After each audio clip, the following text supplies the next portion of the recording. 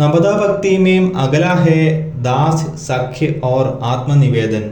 जैसा कि पहले उल्लेख किया गया है, बंधन का अर्थ है बोध के स्वरूप को देखना और उसका सम्मान करना।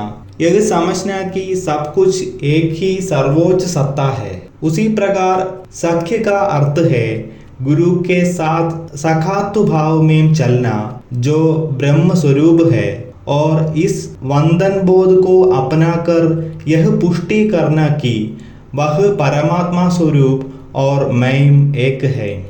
यदि शरीर में रहते हुए भी आत्मबोध के सटीक स्वरूप में विलीन होकर यदि संभव हो तो उस परम चेतना के लिए ही सदैव जारी रखना, उनमें विलीन हो जाना संभव हो, वैसा बनना संभव हो, तो निश्चय ही इसे सख्य कहते हैं।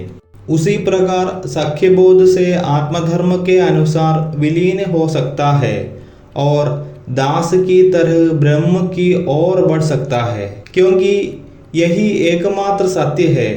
इसके लिए चाहे हम किसी से भी जुड़े या जो भी जुड़े, यह सब हमारे लिए खुद तक यात्रा करने का एक तरीका है।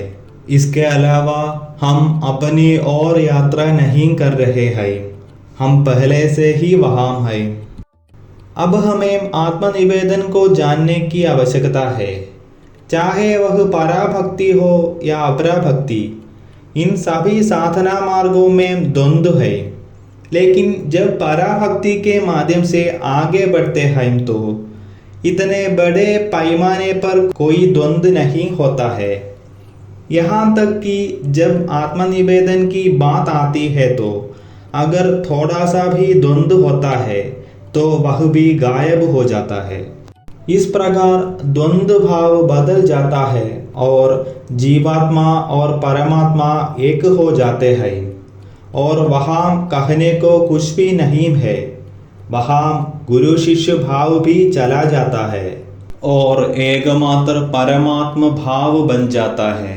यह अद्वितीय भक्ति मार्ग सच्ची ईश्वरत्व में प्रवेश करने का सबसे अच्छा तरीका है।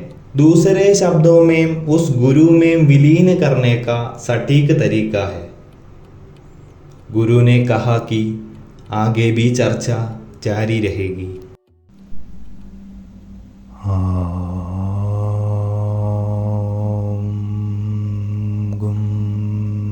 गुरुभ्यो नमः।